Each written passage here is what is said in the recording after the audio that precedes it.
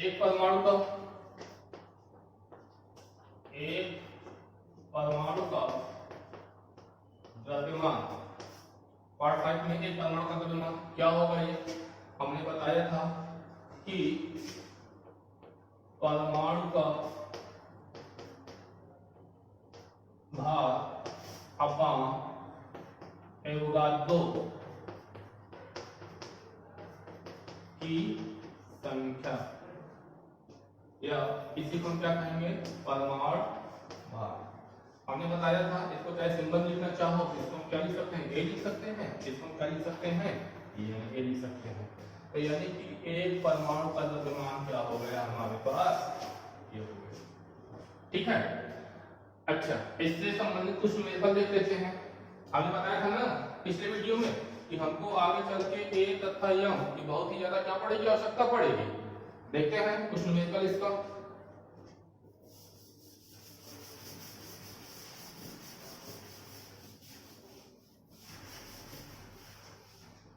जैसे हम लिखते हैं कार्बन 12 के एक परमाणु का द्रव्यमान की गणना कीजिए। ठीक है। अब हमने इसके पहले बताया था कि एक परमाणु का द्रव्यमान क्या होता है, ए अपान एन के होते हैं। ए हमारा क्या होता है, परमाणु भार होते हैं। तो परमाणु भार यहाँ पे कितना दिया हुआ है, 12 दिया हुआ है। हम यहाँ पे कितना लिखेंगे, 12 लिखेंगे। यानी हमारा क्या होता है, एवोगाड्रो नंबर होता है। यानी हमारा क्या हो जाएगा, 6.022 into 10 की पावर 23। अब देखो ये 5 से छोटा है, इसको हटा दो, ये 5 से छोटा है, इसको हटा दो, ये भी 5 से छोटा है, इसको भी क्या कर देते हैं, हटा देते हैं। तो क्या हुआ, 6 दूनी 12 हो गया। तो क्या हो गया ये 2 अपान 6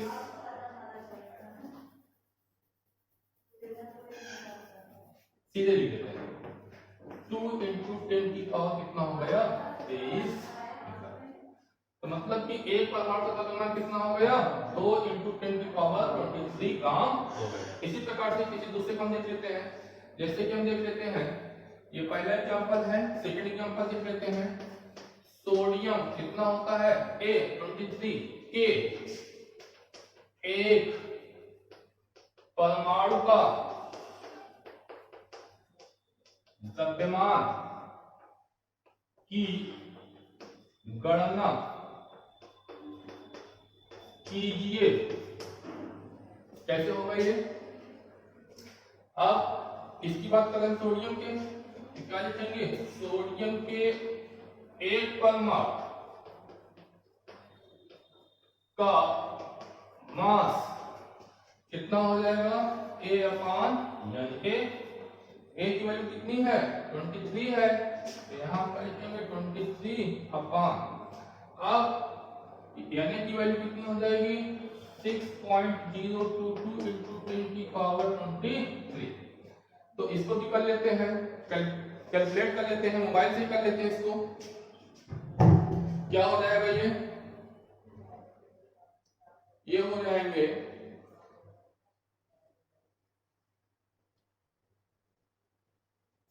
इसको हम कैलकुलेट कर लेते हैं। इसकी वैल्यू आएगी 0.99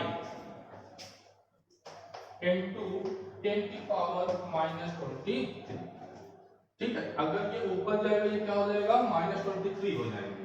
ये क्या हो गया, सोडियम के एक परमाणु का द्रव्यमान कितना आ गया, 0.99 into 10 की पावर -23। ये किस में आ जाएंगे, ग्राम में आ जाएंगे। किसमें आ जाएंगे, ये ग्राम में आ जाएंगे। ये हमारा क्या हो गया, ये आंसर हो गया। जैसे हमने एक परमाणु का निकाला हुआ है, उसी प्रकार से किसका निकाल सकते हैं, अणु का भी निकाल सकते हैं। कैसे, देखते हैं यहाँ पे।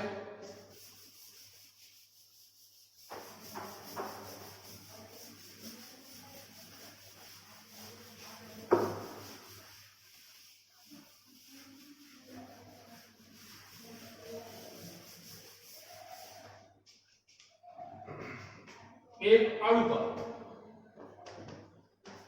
एक अलग अम्ल है, यानी हम किसकी बात कर रहे हैं, मॉलिक्यूलर के लिए, यानी कि यम के लिए बात कर रहे हैं, ठीक है। वो किसके लिए था, एटम के लिए था, एटॉमिक मास के लिए था। ये किसके लिए है, मॉलिक्यूलर मास के लिए है। लिख देते हैं यहाँ पे हल्का सा, मॉलिक्यूलर मास। ये नोट में है, लिखने की वजह से कोई आवश्यकता नहीं कर समझाने के लिए, ठीक है। एक अणु का द्रव्यमान क्या हो जाएगा, ये मॉलिक्यूलर मास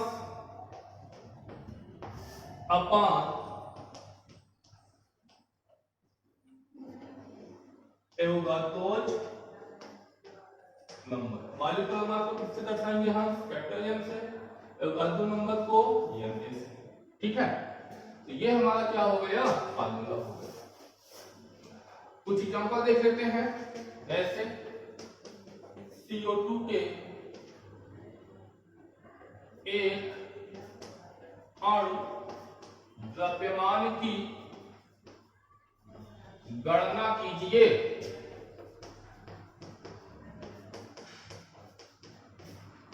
ठीक है, कैसे करेंगे हम, सबसे पहले हम क्या निकाल लेते हैं,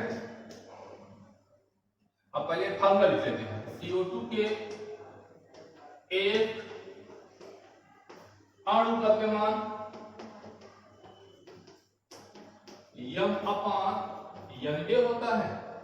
अब CO2 का क्या निकाल लेते हैं, मॉलिक्यूलर मास निकाल लेते हैं, तो क्या हो जाएगा NCO2। तो कार्बन में कितना होता है, 12 होता है, ऑक्सीजन में कितना होता है, 16 है, कितनी है, 2 है, कितना हो गया, ये हो गया 32, 32 10 42, कितना हो गया 44 हो गया, हुआ कि नहीं हुआ। अब तो वैल्यू रख देते हैं, तो क्या हो जाएगा, जहां पे यानी कि m अपॉन Na है, तो MCO2 की वैल्यू कितना हो गया, MCO2 की वैल्यू हो गया 44 अपॉन यानी की वैल्यू कितना हुआ 6.022 into 10 की पावर 23। 5 से कम है, 5 से कम है, छोड़ देते हैं इसको, ठीक है। अब क्या कर लेते हैं, सीधे बात कर लेते हैं, 6 4 24, 6 पंजे 3 6 36 6 7 42, यहाँ कितना आया 7 आया, दशमलव 42 को 44 36 18, फिर कितना आया 20 आया, 36 18 इंटू 10 की पावर -23, ये भी किसमें आ जाएंगे, ये ग्राम में आ जाएंगे। ये हमारी क्या हुए इसके आंसर, ठीक है। तो कार्बन डाइऑक्साइड के एक अणु का द्रव्यमान कितना हुआ, 7.33 इंटू 10 की पावर -23 ग्राम हुआ। हमने बताया था कि जब तक हमको A तथा M नहीं पता होगा तब तक हम सब जो है इस प्रकार से न्यूमेरिकल को हम नहीं लगा सकते हैं। अच्छा, एक न्यूमेरिकल और देख लेते हैं इसी का, जैसे कि हमको दे दिया गया हो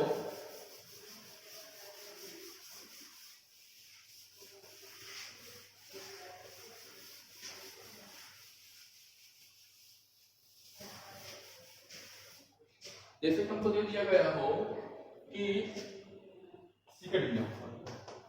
H2O के एक अणु द्रव्यमान की गणना कीजिए।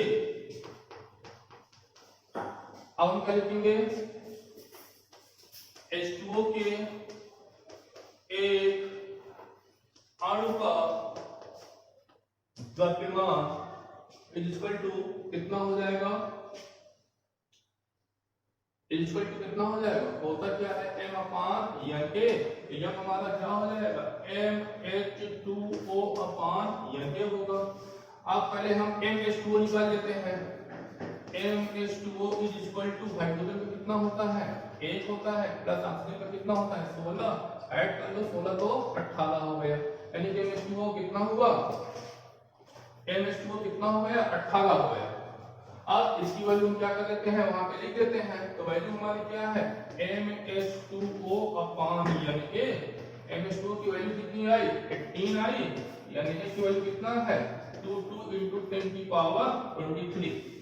अगर हम इसको देख लेते हैं, अगर 5 छोटा इसको हटा देते हैं, इसको 6 18 3 कर लेते हैं, कितना हो जाएगा 3 × 10⁻⁻23। अगर आपको बिल्कुल से एक्यूरेट करना है इसको